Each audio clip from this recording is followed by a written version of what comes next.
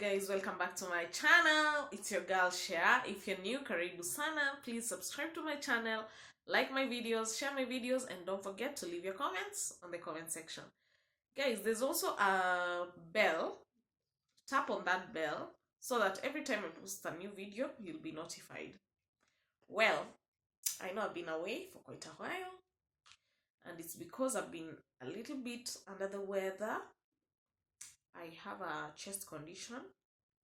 And for those who have chest conditions, I'm sure you understand, because it's normally very hard for us to transition when the weather changes. We have a little bit of stress before we adjust. It's a very chilly morning today, and that's why you're seeing me with the jumper. I also have a kikoi, guys. I need to be warm, and I'm sure you can even tell by my voice. Nikaa nina mafua kidogo kidogo. So guys, on today's topic, I want us to talk about mental health, and to be specific, I want us to talk about PPD. PPD is postpartum depression. You can also call it post-delivery depression. Post-delivery depression is when a mother who has delivered falls into depression. Guys, as I talk about this, I'm going to share a little bit about my story, because yep, you are right. This is something that I've personally gone through. Yes, nilichizi kidogo after kupata my firstborn son. Hey guys, just please let me laugh about it, because back then I couldn't laugh about it. So guys, what causes postpartum depression? It's caused by so many things. I'm going to mention but a few. If you've had a very stressful pregnancy period, if you have mental issues, if you have other mental health issues, disorders, and also if you had fallen into depression during your pregnancy period. Guys, my reason was I had a very rough pregnancy period, rough and stressful. So guys, mine kicked in immediately after I delivered, because I remember after delivering my son, I developed complications, and so the baby was not brought to me until after the 4th day. I think on the 4th or 5th day is when I was able to actually see my son and hold my son. Now guys, when the baby was brought to me, I was in so much pain because of the complications, and then I was told, now breastfeed your baby. Watu kujaribu kunyonyesha. Sema uchungu kwa matiti. Guys, it was so painful. And you remember, I still have this other pain, so my entire body was just in pain. And now, that's when I think the postpartum depression kicked in. Or maybe it had even kicked in before. But me, I remember saying, no, I'm not going to breastfeed this baby. I'm not. The number one, resentment started. I became so resentful, and I was like, no, I'm not going to breastfeed this baby. And I remember calling my husband and telling him that the doctor has said he should come with formula milk and a bottle. And I remember when my husband came, he came with my mother-in-law, and my mother-in-law asked, which doctor has said that the baby should be given formula milk? And because I was in a general ward, the lady who was sleeping next to me, she told them, no, she's lying. She doesn't even want to breastfeed the baby. That's why she's saying that. And now I remember my husband started complaining, and to me, what I was hearing back then, it was noise. And I was like, in my head and in my heart, I was like, ongea tu, kimaliza. At the end of the day, sinyonyeshi mtoto mimi. So we kind of got into an argument, back and forth. But I remember my mom walked in, and my mom was able to talk to me. Until now, I decided, okay, sawa, let me breastfeed the baby. And I did. So after my time in the hospital was over, of course we were discharged and we went home. we didn't go to my place, we went to my mother-in-law's place. And I remember I just developed funny characters. I I was not eating. I was not talking to anybody, because even my husband came with me to my mother-in-law's place. When he left in the morning to go to work, I would just lock myself in that room, stay alone, cry for no apparent reason. I just had a lot of emotions, guys. So, guys, uh, one day I woke up after my husband had gone to work. I packed all my stuff and I called a cab, took my stuff, and went home. So, in the evening, when my husband came back, he didn't find us. And then he called me. I told him I'm not staying at your mother's place again. And so he said, okay, let me come over. Where are you? I told him I'm at my mother's place. Now I went to my parents' home. To my, I don't know if you should call it my home. To my mom's place and my dad's place. And now my husband came the same day. He talked to me and he asked me what's the problem. And I remember he just started crying. And I told him, me, I don't want to stay at your parents' place. And I thank God, because on that day, he was very understanding. And he told me it's okay if you don't want to stay at my parents' place, then see, we have our own home. Let's go to our own home. And I was okay with it. So the next day, we went back to our place. And so, guys, uh, when we went back to our place, that's when it kicked in, guys. As in, it became worse. Huh? It literally became worse. I was so moody most of the time. I would cry for no apparent reason.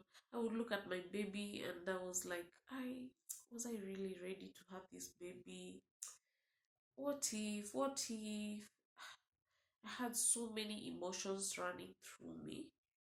It's just something you kind of can't explain. And I remember there were days my husband would go to work, and when he comes back in the evening, he knocks on the door. I go to the door, I just peep, and when I see it's him, I just decide I'm not going to open that door.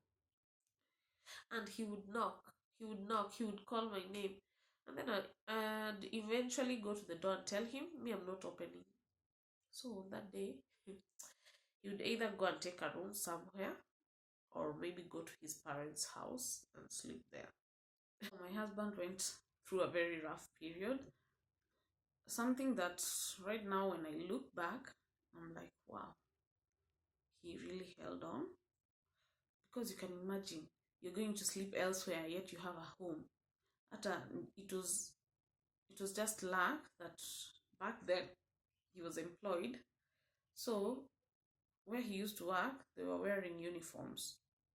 So I guess he used to go maybe at his parents' place, wash the uniform, and then wear them the next day. He went through a very rough time.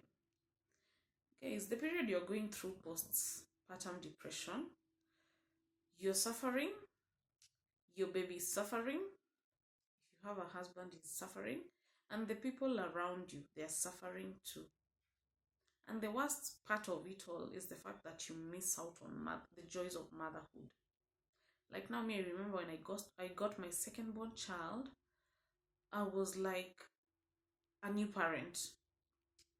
With my firstborn son, it's like I was never really there, because there are things my second born child would do, and I was like, hey, I would even panic, because I think I was just not there. My body was there during my firstborn child, when I had my firstborn child, but I think I was not there from like age 0 to, let's say, a year. I don't even have so many memories with my firstborn baby of that particular period. The postpartum depression continued. It continued. I used to do all sorts of crazy stuff. I would break things, anger, I don't know, so many things, until it reached a point, hey, we could not stay together with my husband again. So we separated. I now went back to my parents' house. And even at my parents' house, it still continued, guys. It was so bad. But now the best part is that my mom would step in. When I decide I don't want to hold the baby, my mom would step in. And my sisters were there. They were also very supportive. Even when I start crying, hey, because of that crying thing, hey, I used to cry, guys. I used to cry. They would cuddle me, they would hold me, they would try to talk to me and tell me it's gonna be okay. But I remember one particular day. Hey, this one, even when my mother says it, she's going to laugh. My mother and my sister. There's a day I was sleeping. Guys, just let me laugh about it, please. There's a day it was just a kawaida morning. My mom is a very, that virtuous woman. She wakes up so early. She does all the house chores. She cooks breakfast.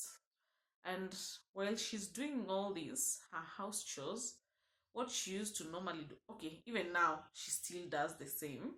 She puts music on her phone and she listens as she goes by her chores, making breakfast. And I remember that particular day, there's a song that played. You know the way you go and put songs on your memory card. I think that song, my sister Mary Wangare, I think she's the one who put that song. And now when my mom was listening, of course it would play to the next song. Hey, now that song started singing. Hey, I became mad, guys. I was in our bedroom, in my bed. I jumped off that bed like a mad woman. I went straight to the kitchen. And I remember facing my mom and I was like, Toyo wimbo. Sitaki kusikia wimbo, Toyo wimbo. Guys, my mom was shocked. My sister Mary, she was preparing herself for school that day. She was also shocked. They looked at each other with my mom and they were like, okay, my mom removed the song. Guys, let me laugh about this today because even today we still laugh about the same with my mom and my sister. Because it was just something you can't even explain. Huh? Guys. And mind you, during this time my baby was 7 months. You see how that thing is bad? It's so bad. I did my research and I realized that postpartum depression, if not dealt with, it can last up to a year. And I guess mine lasted up to a year. Because guys, haki nilihangaisha watu. I remember even during this period nishaenda mpaka clubbing, nikapigana, nikainuliwa juu na bouncer. Yani so many bad things, But I thank God because God took me through it unknowingly, because I even went through it without even knowing about postpartum depression until I healed. So may I remember 2 years ago is when I learned about postpartum depression, and then that's when I was flashing back. I was like, oh my God, this is what I went through. I had no idea. My parents had no idea. My husband, my in-laws, nobody had an idea of postpartum depression. Guys, let's go to the signs and symptoms. Resentment. You remember the way I resented my baby? Lack of appetite. Remember the way I told you I never used to eat? In fact, if I show you photos of me back then, you'll say I'm lying. You'll say that's not me. I was skinny. I became a very, very, even when I was a girl, after before I became a mom, I've never even weighed that much in my life. I became so skinny because of lack of appetite. I wouldn't eat. There's another sign. I didn't experience that, but others experience overeating. If you see a mother or somebody who has delivered overeating, try and find out. Maybe she's falling into postpartum depression. So, to mention but a few, guys. So guys, and the reason as why I've decided to share my story is because so many mothers out there are going through the same, and they're going through it unknowingly. So if you have a sister, a mother, a neighbor, a friend, anybody who has delivered and she has these signs and symptoms, symptoms, hey Kizungu, please encourage them to seek help, because it can be very dangerous, especially for the baby. You might even end up doing something really bad to the baby. That's your kupenda. So please, let's take care of those that have delivered, those that are around us. Let's try and be patient with them and help them through this. Guys, that's it for today. Please subscribe to my channel. Don't forget to share. Yeah, it's all about sharing, guys. Yeah.